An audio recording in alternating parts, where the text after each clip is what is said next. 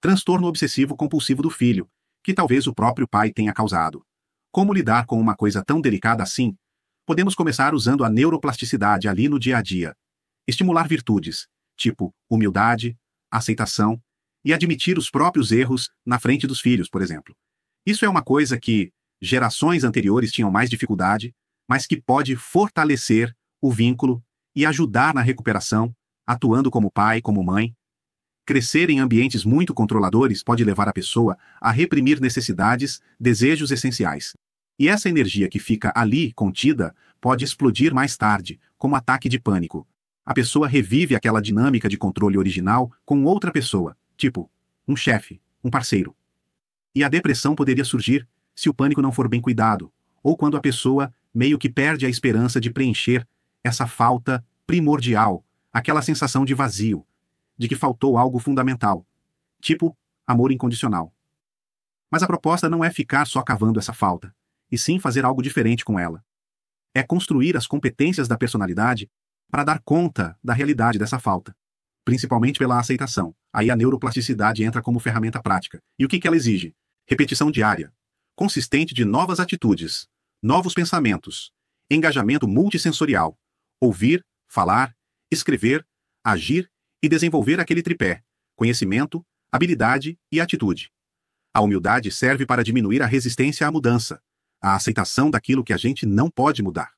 O perdão, até o bom humor, são trabalhados ativamente para criar novos caminhos neurais.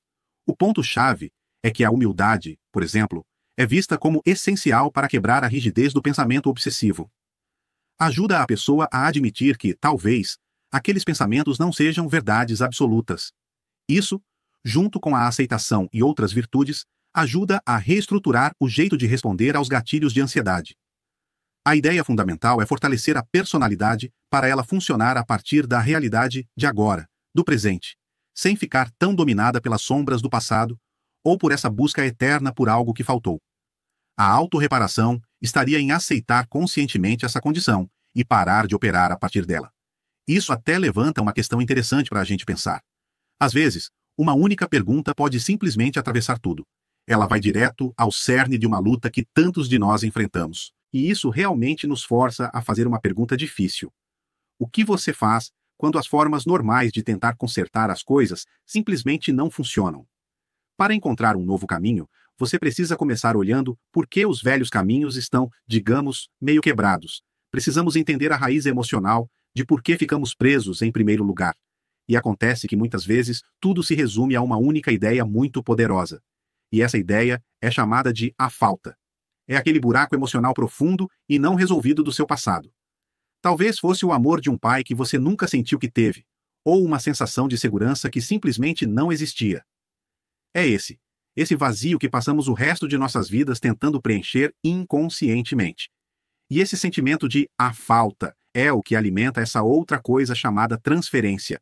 É quando inconscientemente pegamos aquele relacionamento antigo e não resolvido e o colamos em uma nova pessoa ou situação.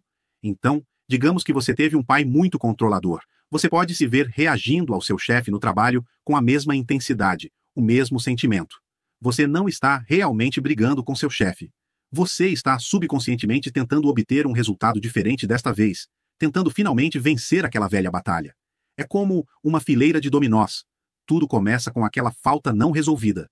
Toda a energia emocional ligada a ela é empurrada para baixo, reprimida, mas tem que ir para algum lugar. Então, uma situação de transferência aparece, como aquele chefe no trabalho, por exemplo, e isso dispara toda aquela energia acumulada e ela acaba explodindo. Para muitas pessoas, essa explosão parece um ataque de pânico. E se isso continuar acontecendo repetidamente, sem ser tratado adequadamente, é um caminho direto para a depressão. Qual é a solução, então? Bem, não se trata de jogar tudo fora e começar do zero. Trata-se de pegar métodos que já sabemos que funcionam e integrá-los em um poderoso sistema de 3 partes para a autorreparação e o crescimento reais.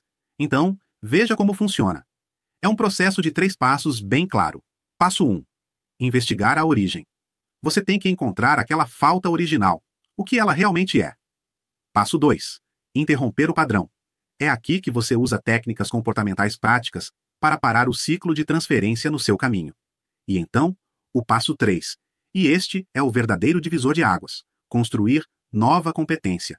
É aqui que você ativamente constrói a força pessoal de que precisa para seguir em frente. Você está abordando o passado, o presente e o futuro, tudo junto. Ok, vamos focar bem nesse terceiro pilar porque ele é muito importante: construir nova competência. Como realmente fazemos isso? Como passamos de apenas saber quais são nossos problemas para construir uma personalidade resiliente o suficiente para lidar com eles? A resposta é incrível. E está enraizada na ciência de nossos próprios cérebros. E essa ciência é chamada de neuroplasticidade. Um conceito que explica muito sobre a técnica de sincronização bioenergética, por exemplo. Este é um conceito muito esperançoso. É o fato comprovado de que seu cérebro não é imutável. Ele pode mudar. Com prática focada e repetição, você pode literalmente, fisicamente, religar seu cérebro. Você pode construir novos caminhos neurais, novos hábitos de pensamento, novas maneiras de reagir que se tornam mais fortes do que os antigos e dolorosos.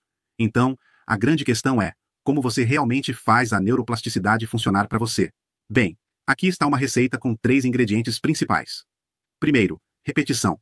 Fazer algo pequeno todos os dias é muito mais poderoso do que fazer uma coisa enorme uma vez por semana. A consistência é tudo. Segundo, estímulo multissensorial. Não apenas pense, faça, escreva, diga em voz alta, ouça uma gravação, envolva todos os seus sentidos. E terceiro, atitude. Você tem que genuinamente querer construir essa nova habilidade. Você tem que abordá-la com intenção. Digamos que seu grande padrão seja a necessidade de controle. Aquela coisa que impulsiona muita ansiedade. Toda semana, você tem que fazer de 3 a 5 coisas novas que você não controla. Deixe outra pessoa escolher o filme. Vá a um restaurante sem ler uma única avaliação online. Delegue uma tarefa no trabalho que você normalmente microgerenciaria. Cada vez que você faz uma dessas coisas, está literalmente esculpindo um novo caminho para a flexibilidade em seu cérebro. E tudo isso nos leva à ideia central absoluta de toda essa abordagem. O ponto principal é que o foco tem que ser na personalidade, não na falta. Sim, você precisa entender a falta para saber o que está enfrentando, mas o trabalho real, a coisa que realmente cria mudança, é focar na construção da força da sua personalidade. É uma mudança enorme de ficar infinitamente cutucando a ferida antiga para, de fato, forjar a força para conviver com ela. Agora, há uma última peça neste quebra-cabeça, um conceito final que realmente une tudo. É uma palavra que usamos à torto e à direito, mas acho que muitas vezes a entendemos mal. E entendê-la corretamente é a chave que destranca nossa capacidade de finalmente seguir em frente. E essa palavra é aceitação. Mas temos que fazer uma distinção muito crítica aqui. Tendemos a confundir aceitação com simplesmente desistir. Mas elas não são a mesma coisa. Pense desta forma. A perseverança é para as coisas que você pode mudar. Você luta, trabalha duro, tenta resolver. Mas a aceitação, essa é para as coisas que você não pode mudar. É a sabedoria de parar de lutar uma batalha que você nunca, jamais poderá vencer. Você não pode, por exemplo, voltar no tempo e mudar o fato de que não recebeu o que precisava quando era criança. Isso é um fato, é algo a ser aceito. E é precisamente por isso que a verdadeira aceitação é tão incrivelmente poderosa. Não se trata de gostar do passado. Não se trata de fingir que aquela ferida não dói. O próprio ato de aceitar o que você não pode mudar é o que constrói uma nova estrutura em seu cérebro. É a neuroplasticidade em ação. Você está construindo a estrutura mental para viver com aquela falta sem deixar que ela o controle.